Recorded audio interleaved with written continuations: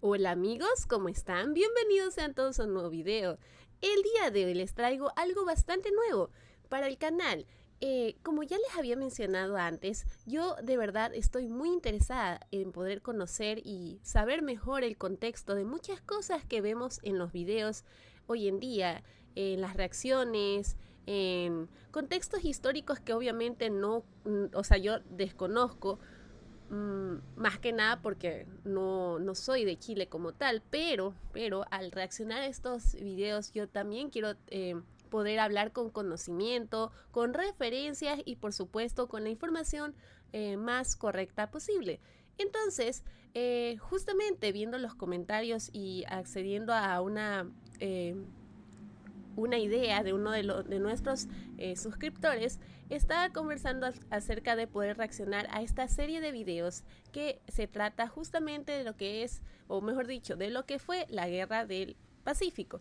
Entonces, desde este video vamos a comenzar a reaccionar uno a uno de los episodios para poder conocer más, para poder hablar con todo el saber debido y poder entender muchísimo de cómo Chile se ha formado en lo que es hoy en día, en lo que ha vivido y en lo que ha sido parte, ¿no?, importante de su historia. Entonces, amigos, yo voy a comenzar viendo pues este episodio que se llama El inicio del conflicto. Voy a tratar de obviamente poner más que nada atención para, como les digo, esto es para mutuamente nutrirnos de la información, de la historia, y de pronto, bueno, en su caso sería más para recordar, ¿no?, ciertos momentos importantes. Entonces eso es lo que vamos a hacer en este momento. Seguiremos obviamente subiendo episodio a episodio hasta poder, como les digo, terminar esta interesante serie y así, como les digo, dar mejor criterio a futuro de muchos videos que podemos reaccionar y ya tener como que ese contexto que siempre me falta, ¿sabe? De pronto ahora será con la Guerra del Pacífico, de pronto luego puede ser un poco otros temas, de pronto que ustedes consideren importantes para poder saber, ¿no? De todo el desarrollo, de todo lo que ha sido para Chile ser lo que es. Entonces eso, amigos, ahora sí, sin más demora, vamos a comenzar el video. Corre el año 1866. Se inicia una nueva era para las jóvenes naciones independientes de Hispanoamérica. La alianza conformada por Perú, Chile, Bolivia y Ecuador acaba de rechazar a la escuadra española en el combate del 2 de mayo, desvaneciendo cualquier intento de reconquista por parte de España, cuya flota se retiró definitivamente de las costas del Pacífico sudamericano. Sin embargo, la América Latina de 1866 distaba de ser un ejemplo de buena convivencia. Con el enemigo común derrotado, no tardaron en reaparecer las luchas políticas internas, así como los antiguos conflictos limítrofes entre los países hasta hace poco aliados. Exactamente. Y es que, desde el nacimiento de los estados americanos que surgieron de los antiguos virreinatos españoles, la definición de las fronteras fue siempre un asunto materia de discusión, debido, entre otros factores, a los constantes cambios de jurisdicción que los territorios limítrofes experimentaron mientras formaron parte de la monarquía histórica. Perdón, tomaré ciertos momentos para analizar ciertos puntos, pero miren qué interesante, ¿no? Cómo el territorio fue mermándose incluso también para Chile, ¿eh? O sea, bueno, mejor dicho, no, bueno, en este caso sería para Bolivia, pero en todo caso, miren esto, o sea, es una cosa bastante interesante cómo fue toda esta situación, ¿no? Yo realmente, como les digo, mi contexto llega solo hasta aquí. Pero obviamente hay mucho más contexto aquí también que es importante. Por eso también la idea de reaccionar a estos videos, ¿no? Para poder aprender más de lo que fue mucho más allá, ¿no? Entonces eso. Hispánica. Precisamente una de estas fronteras controvertidas era el límite entre Chile y Bolivia. Miren Chile sostenía que su frontera norte se extendía hasta el paralelo 23 de latitud sur, mientras que para Bolivia dicho límite se fijaba en el paralelo 26. ¡Oh, vaya! La controversia se agravaba por el hecho de que la zona en disputa contenía ricos yacimientos minerales, especialmente de salitre, elemento valorado como un excelente fertilizante y empleado también en la fabricación de pólvora. De hecho, mientras que en décadas pasadas había sido el guano de las islas y puntas costeras el fertilizante de mejores propiedades y mayor demanda internacional, su eventual agotamiento, sumado al descubrimiento de productos alternativos, hicieron del nitrato una renovada fuente de prosperidad. Por ello, quien controlaba los yacimientos de salitre aseguraba un recurso natural estratégico para el desarrollo de su país.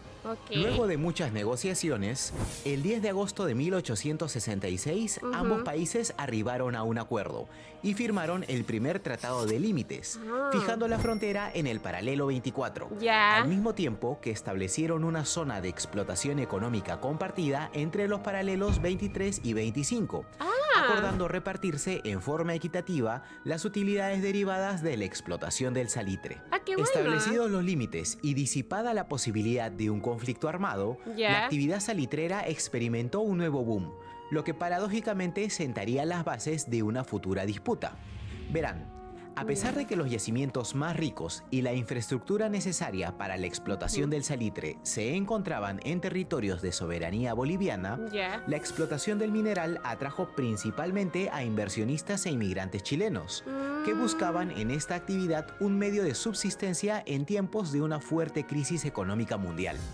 Fue así como la Compañía de Salitres y Ferrocarril de Antofagasta, de capitales mayoritariamente chilenos, logró obtener títulos para la libre y casi exclusiva explotación del salitre en la zona, incluida la concesión para la construcción y operación del ferrocarril entre Antofagasta y Salinas. Esta situación era observada con recelo por la débil autoridad boliviana presente en Antofagasta. De hecho, no pasó mucho tiempo para que el gobierno boliviano intentara regular a las empresas de capital chileno a cargo de la explotación del salitre, especialmente en el ámbito tributario.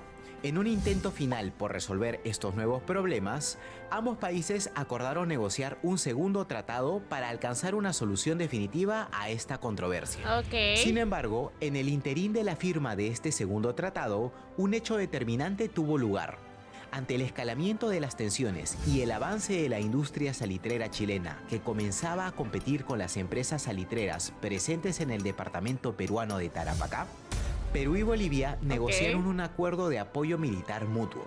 Fue así como el 6 de febrero de 1873, bajo el gobierno de los presidentes Manuel Pardo y Tomás Frías, ambos países firmaron un tratado secreto de alianza defensiva, con el cual Bolivia aseguraba un aliado ante la eventualidad de un posible conflicto armado, mientras que el Perú disipaba la posibilidad de que Bolivia fuera influenciada por Chile para forjar una alianza por separado, permitiéndole ejercer, además, mayor control sobre la política comercial impuesta a la extracción del salitre. Felizmente, en aquella oportunidad la vía diplomática logró imponerse, y el 6 de agosto de 1874 se firmó el segundo tratado limítrofe chileno-boliviano, con el cual ambos países acordaron, entre otras cosas, ratificar el paralelo 24 como la línea de frontera, a cambio de que Bolivia renunciara a exigir nuevos impuestos a las personas, industrias y capitales chilenos por un periodo de 25 años. Menos mal. Con la firma de este segundo tratado, el problema debió quedar definitivamente resuelto. Pero seguro no. Los acuerdos alcanzados probarían no resistir el paso del tiempo. En 1876 entró en escena el general Hilarión Daza, quien por fuerza de las armas llegó a la presidencia de Bolivia. Y a pesar de la popularidad inicial de la que gozó, muy pronto el gobierno de Daza tuvo que enfrentarse a una realidad política y económica muy inestable. Situación que se vio agravada por la ocurrencia de un terremoto y de una fuerte sequía, que dejaron buena parte del país afectado. En un intento por recaudar los recursos económicos necesarios para enfrentar la crisis, el 14 de febrero de 1878, el gobierno boliviano promulgó una ley que gravaba el quintal de salitre exportado con un impuesto de 10 centavos, con lo cual Bolivia desconocía abiertamente lo acordado con Chile en el tratado firmado apenas 4 años antes. La compañía de salitres se negó a pagar el impuesto, obteniendo además el apoyo de la élite empresarial chilena, y del gobierno presidido por Aníbal Pinto, muchas de cuyas principales figuras políticas se encontraban para este momento estrechamente vinculadas al negocio salitrero. Así, el gobierno chileno interpondría varias notas diplomáticas a Bolivia, reclamando la derogación del impuesto y señalando que su imposición constituía la vulneración de un tratado internacional. Claro, es que recibiendo a cambio una enfática respuesta de la administración de Daza en la que se precisaba que la vigencia de dicho gravamen constituía un asunto privado sin carácter diplomático ni incidencia sobre el tratado limítrofe con Chile.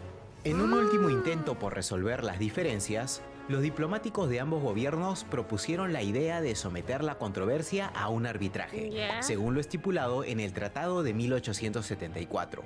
Sin embargo, pese a los intentos iniciales realizados, el 1 de febrero de 1879, el gobierno de Hilarión Daza ordenaría embargar y rematar los bienes de la Compañía de Salitres y Ferrocarril de Antofagasta, para cobrar los impuestos impagos que se habían generado desde la entrada en vigor del impuesto, para posteriormente rescindir el contrato de concesión sobre los terrenos explotados por la compañía, retornándolos al Estado boliviano.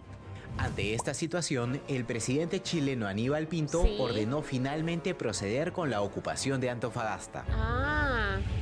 Así, el 14 de febrero de 1879, las tropas chilenas al mando del coronel Emilio Sotomayor desembarcaron sin oposición en el puerto de Antofagasta, con el objetivo de impedir el remate de la Compañía de Salitres y de reivindicar los territorios ubicados al sur del paralelo 23, a los que Chile había renunciado con la firma del Tratado de Límites de 1874, aduciendo que Bolivia había decidido incumplir primero los acuerdos a los que ambos países se habían comprometido.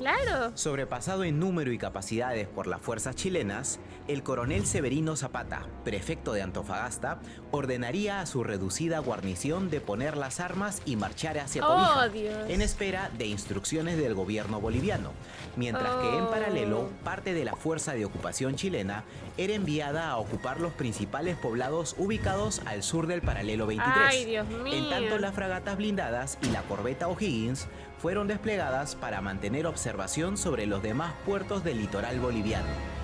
Cuando las noticias de la ocupación chilena de Antofagasta llegaron a Lima, la opinión pública comenzó a pronunciarse cada vez con mayor fuerza a favor de una guerra con Chile, instigada abiertamente por varios sectores políticos, militares y empresariales, quienes veían en la posibilidad de un conflicto armado una oportunidad para sacar provecho.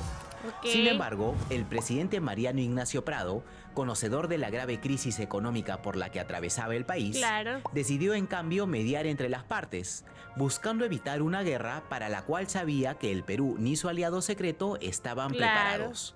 Para ello, Prado dispondría el despacho de delegaciones diplomáticas a ambos países, nombrando al diplomático José Antonio de la Valle como delegado especial del Perú en Chile para ofrecer su mediación entre las partes en disputa.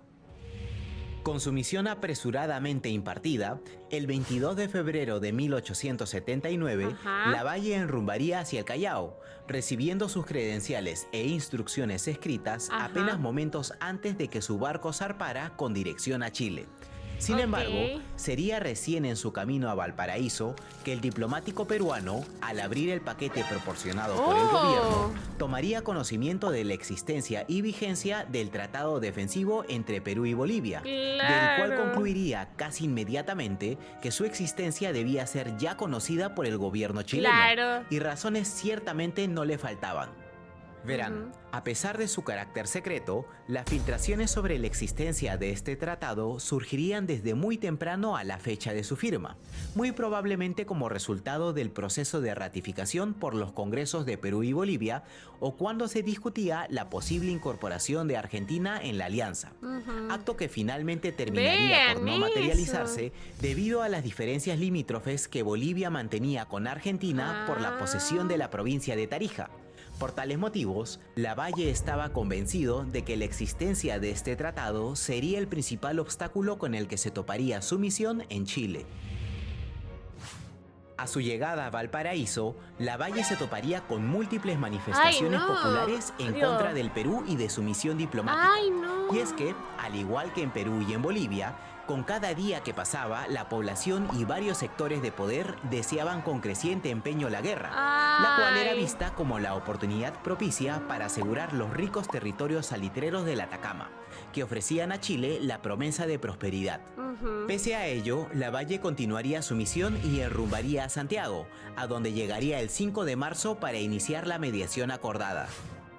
Ya frente al presidente Pinto y sus ministros, Lavalle tomaría los siguientes días para desarrollar la fórmula de paz propuesta, que establecía la desocupación chilena del litoral boliviano en tanto un país árbitro determinase la pertenencia real de este territorio, y que mientras dicha resolución estuviera en curso, una administración autónoma se encargaría de distribuir en partes iguales las utilidades generadas por la explotación salitrera. Sin embargo, la propuesta de desocupación sería prontamente desestimada por el gobierno chileno, casi con igual rapidez con la que Lavalle sería consultado sobre los rumores que señalaban la existencia de un tratado secreto entre Perú y Bolivia, respuesta que Lavalle evadiría al no contar con instrucciones específicas sobre cómo proceder ante este escenario.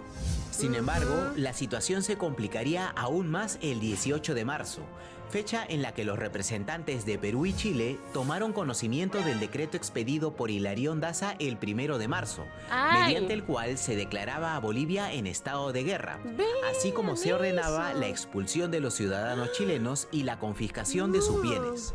A pesar de que la mediación del Perú había sido aceptada por ambas partes, el decreto del gobierno de Daza terminaba por comprometer el objeto mismo de las negociaciones de paz.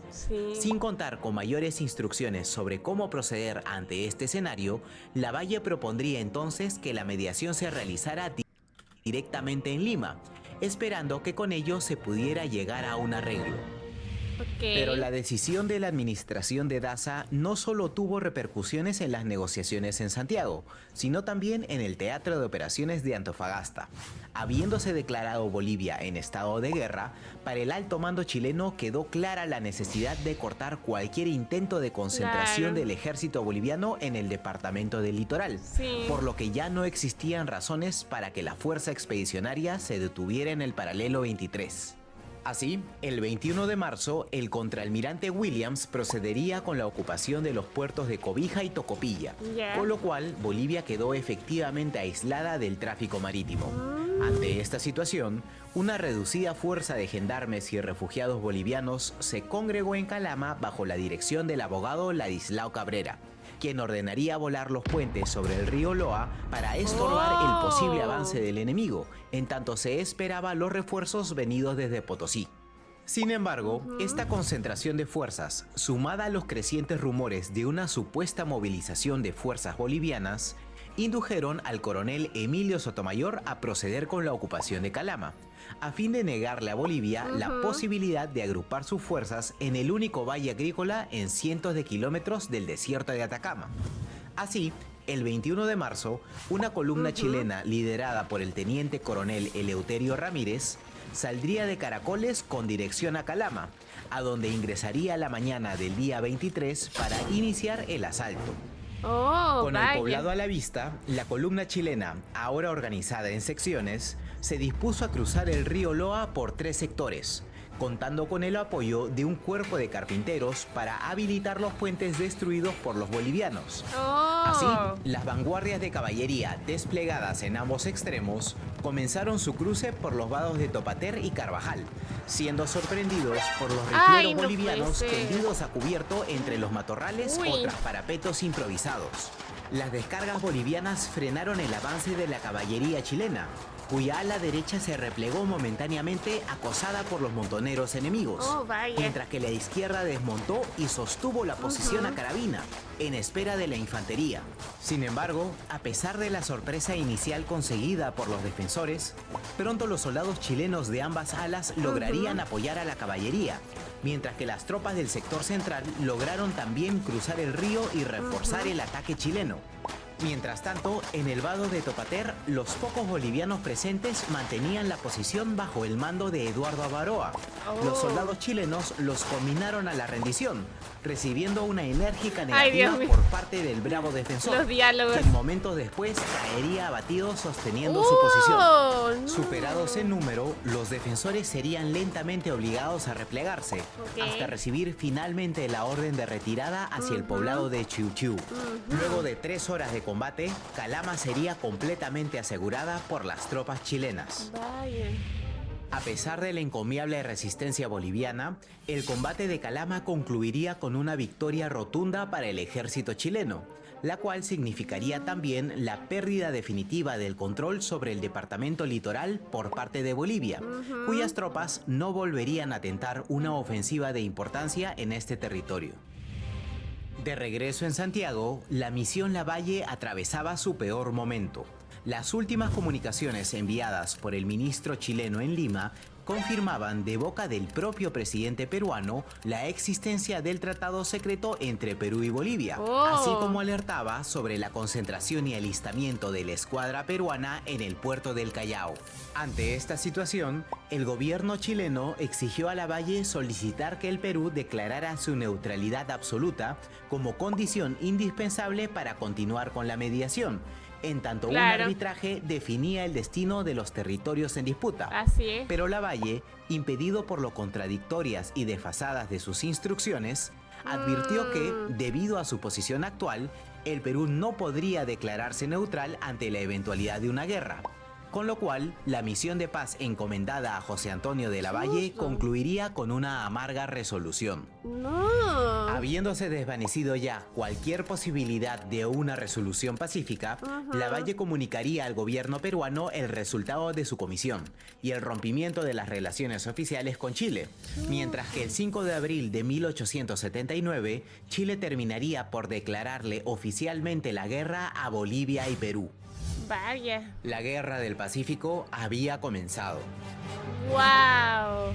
Ahora bien, en estos primeros momentos del conflicto, resultaba evidente para ambos bandos de que la contienda se iba a desarrollar en el mar, pues el dominio marítimo era fundamental para garantizar el éxito de las operaciones terrestres de los contrincantes, incluyendo la protección de las comunicaciones, el desplazamiento y desembarco de tropas y el aprovisionamiento a lo largo de las extensas costas del Pacífico Sur. Al momento de estallar el conflicto, la Armada chilena era una de las mejores preparadas de América Latina, mientras que la de Bolivia era virtualmente inexistente. Pero para poder entender mejor la disparidad de fuerzas, pasemos primero a repasar el poderío naval de las naciones enfrentadas. El corazón de las escuadras navales de finales de 1800 estaba conformado por los buques blindados. Debido al escalamiento de las tensiones limítrofes con sus vecinos, Chile había adquirido recientemente las fragatas blindadas gemelas Cochrane y Blanco Encalada. En contraste, el Perú contaba con la fragata blindada Independencia y con el monitor Huáscar, pero ambos buques eran 11 años más antiguos que las naves chilenas, además de agrupar menos cañones y de menor calibre. En segundo lugar, se encontraban los barcos de madera de gran tonelaje, las corbetas. En esta categoría, Chile también exhibía una clara superioridad. Frente a las 4 corbetas de la Armada chilena, Perú solo contaba con la Unión, cuya única ventaja material era la de ser el buque más rápido del conflicto. Por cuestiones de rigurosidad, también incluiremos una categoría para los monitores de río Manco Cápac y Atahualpa, buques blindados adquiridos a los Estados Unidos, pero diseñados para operaciones fluviales, por cuanto eran incapaces de navegar con seguridad por las aguas del Pacífico. Su pésima velocidad, sumado a su pobre mantenimiento, determinaron que durante toda la guerra sirvieran únicamente de baterías flotantes. En tercer lugar se encontraban los barcos de madera de menor tonelaje, las cañoneras. De estas, Chile contaba con 2, mientras que el Perú solo tenía la Pilcomayo, que dicho sea de paso, era el buque más moderno de su escuadra. Al realizar una comparación más cercana de las capacidades de ambas escuadras, podremos observar que la superioridad numérica de la escuadra chilena se traducía también en una ventaja en tonelaje, número de cañones y peso total de andanada respecto de su homóloga peruana. Finalmente, pero no menos importantes, estaban los transportes. Si Claro. los buques blindados eran el corazón de la armada, los transportes eran sus arterias, pues Ujú. permitían a ambos bandos mantener abastecidos a sus tropas y navíos. Vaya. Chile contaba con un total de 7, mientras que Perú contaba con 4. Ujú. Las grandes diferencias en las características de las fuerzas navales enfrentadas marcaron la estrategia que cada país debía seguir para potenciar sus fortalezas y explotar las debilidades del enemigo. Claro. Por un lado, la escuadra chilena, al mando del contraalmirante Juan Williams Rebolledo, buscaría imponer su superioridad numérica y capacidades para buscar eliminar a la escuadra peruana en un único y decisivo combate. Ya. Mientras tanto, la escuadra peruana, de menor tamaño y capacidades, evitaría combatir a toda costa a los buques chilenos, Claro. salvo en circunstancias favorables, Ujú. prefiriendo concentrar sus esfuerzos en golpear las líneas de abastecimiento chilenas a través de tácticas de ataque y retirada. Para tal fin, se procedió a organizar a la escuadra en 2 divisiones, al mando de los capitanes Miguel Grau y Aurelio García y García. La campaña marítima de la Guerra del Pacífico iniciaría de manera efectiva el 5 de abril, el mismo día de la declaración de guerra de Chile a Perú y Bolivia. Claro. Aquel día, gran parte de la escuadra chilena inició el bloqueo del puerto peruano de Iquique, para posteriormente bombardear los puertos de Guanillos, Pabellón de Pica, Oh, Pisagua y Mollendo. vaya. Con estas maniobras, el contraalmirante Juan Williams Ujú, Rebolledo ujú. buscaba asfixiar a la economía del Perú, a fin de forzar a su escuadra a zarpar y enfrentarse en mar abierto, lejos de la protección de las fortificaciones del puerto del Callao. Sin embargo, a un mes de iniciado el bloqueo de Iquique, Ajá. era evidente que la estrategia no estaba dando el resultado esperado. Salvo por una escaramuza inconclusa ocurrida en Punta Chipana, Ujú. la escuadra peruana no salía de su base para presentar combate. Impaciente por neutralizar al enemigo, Juan Ajá. Williams Rebolledo decidió entonces cambiar de estrategia y dirigirse en total secreto al Callao, con la intención de atacar por sorpresa a la escuadra peruana y destruirla antes de que ésta pudiera reaccionar. Pero Ujú. antes de zarpar, dejó encargado del bloqueo de Iquique al capitán Arturo Prat, quien asumió ¿Ya? el mando de la corveta Esmeralda, Oh, permaneciendo ok. junto a él la goleta Covadonga y el transporte Ujú. La Mar. Mientras tanto, en Lima se reunía el Consejo de Guerra presidido por Mariano Ignacio Prado, Oh. quien asumió el cargo de director supremo de la guerra. Ya. En reunión, los comandantes peruanos expusieron su posición de retrasar el zarpe de sus buques, Ujú. que requerían tanto de trabajos de mantenimiento profundos como del entrenamiento de sus tripulaciones. Ya veo. Pero la posición general del Consejo fue la de autorizar la salida de la escuadra hacia Arica a Ajá. fin de evitar un eventual bloqueo y concertar los planes de las 2 repúblicas aliadas, Claro. cuyas fuerzas debían converger en el sur del Perú. Por azares del destino, el mismo día que la escuadra chilena zarpó con dirección al Callao, se hizo a la mar la primera división naval peruana, Oh. llevando embarcado al presidente peruano Prado y escoltando un convoy con ¡Guau! 4.000 soldados, destinados a reforzar las defensas del puerto de Arica. Ambas fuerzas se cruzaron sin verse, debido a que las naves peruanas navegaban cerca de la costa, Ah, mientras ya. que las chilenas lo hacían mar adentro para evitar ser detectadas. Ya veo. Al llegar al puerto de Arica, el alto mando peruano fue informado desde Iquique que la escuadra chilena había zarpado al norte, dejando el bloqueo mantenido únicamente por 2 buques. El Consejo de Guerra peruano resolvió entonces romper el bloqueo impuesto al puerto de Iquique. Oh. El capitán Miguel Grau lideraría el ataque. La prisa de Williams Rebolledo por imponer Ajá. sus condiciones le había brindado a Miguel Grau la oportunidad de pasar de ser la presa a ser el cazador. Ya. Lo que seguiría a continuación marcaría el rumbo de toda la campaña naval de la guerra. Wow. Muchas gracias por ver la versión extendida del primer episodio de nuestro documental sobre la Guerra del Pacífico. Esperamos haber abordado de manera suficiente muchos de los detalles que nos pidieron ampliar para mejorar el entendimiento del origen de este importante conflicto. Estuvo bastante Queremos bien, creo yo. aprovechar también para invitarlos a volverse Vaya amigos, para hacer el primer episodio, la verdad es que siento que estuvo bastante bien explicado. Me encantó obviamente lo gráfico que fue y específico. El texto también estuvo súper bien detallado. Sé que igual es el primer episodio, como les digo, mi idea es que podamos ir aprendiendo episodio a episodio y obviamente conocer la historia completa como tal. Entonces, obviamente también les voy a pedir su apoyo dejando su like, comentario para poder seguir subiendo estos videos, pero de verdad que creo que es algo bastante importante, muy necesario poder aprender junto con ustedes lo que ha sido la historia. Miren, yo de verdad tenía esa duda de por qué esta especie de conflicto que tenían con Perú y incluso ahora, bueno, con Bolivia también no estaba, o sea, yo no tenía obviamente ni la mayor idea. Entonces, para mí, les digo, es muy importante poder conocerlos más, entender ciertas cosas. Esto para mí es muy, muy necesario entender, aprender y por supuesto aprovechar también para escuchar sus opiniones y de pronto más información que de pronto no llegase a salir en estos videos, pues de pronto ustedes también me pueden como que añadir, ¿no? Ciertas cosas, como siempre, porque como les digo, con ustedes aprendo bastante.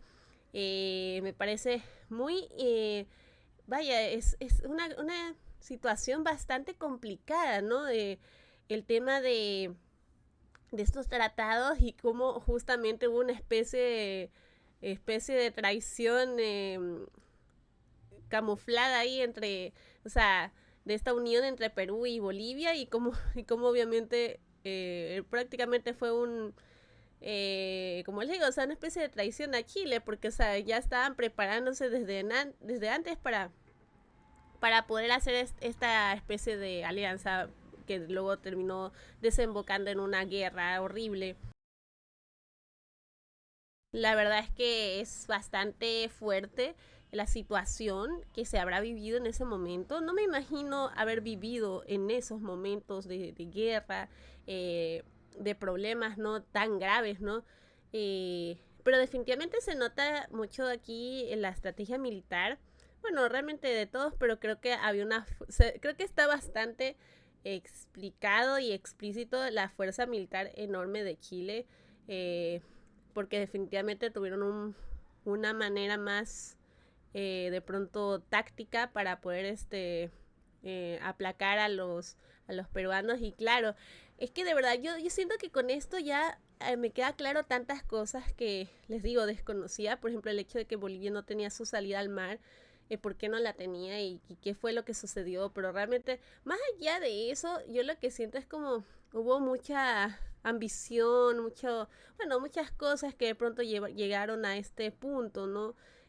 Como les digo, lamentable porque se veía que genuinamente había buena intención de parte eh, de parte de pronto del cierto porcentaje de Perú, pero al no saber esta información oculta, obviamente, dañó totalmente lo que pudo haber sido un arreglo más pacífico y de hecho se ve justamente que Chile no es que estaba buscando guerra o más bueno, no sería polémica, más problemática política, ¿no? O sea, realmente se veía la intención de arreglarlo lo mejor posible, de la manera más tranquila, se podría decir, las cosas, ¿no? El tema de la economía, pero como les digo, yo siento que hay un poco, bueno, hay muchas cosas, ¿no? Realmente, eh, obviamente cada presidente, cada líder va a ver por su país, ¿no? De pronto habrán personas que de pronto sean como que más, eh, les digo, o sea, queriendo abarcar más de lo que pueden y no se dan cuenta que llegan a este punto en el que termina siendo todo un desastre, ¿no? O sea, realmente termina siendo una bola de nieve espantosa. Pero bueno, amigos, yo de verdad me siento bastante dichosa de poder aprender. Me gustaría, como les digo, aprender mucho más. Les digo, no solo de este tema, sino de pronto de otros.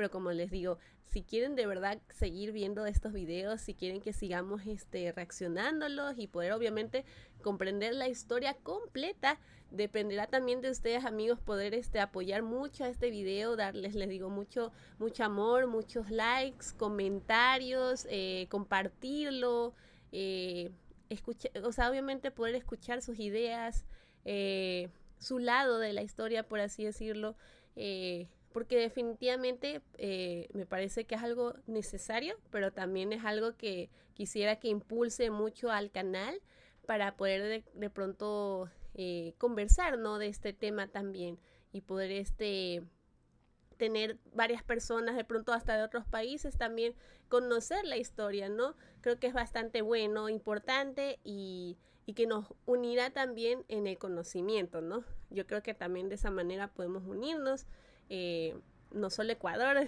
por mi parte, sino de pronto otros países que también de pronto desconozcan, ¿no? O sea, porque hoy en día no se habla tanto de estos temas, pero la verdad es que sí es importante saberse la historia para poder conocer el futuro, o en este caso mejor dicho el presente, ¿no?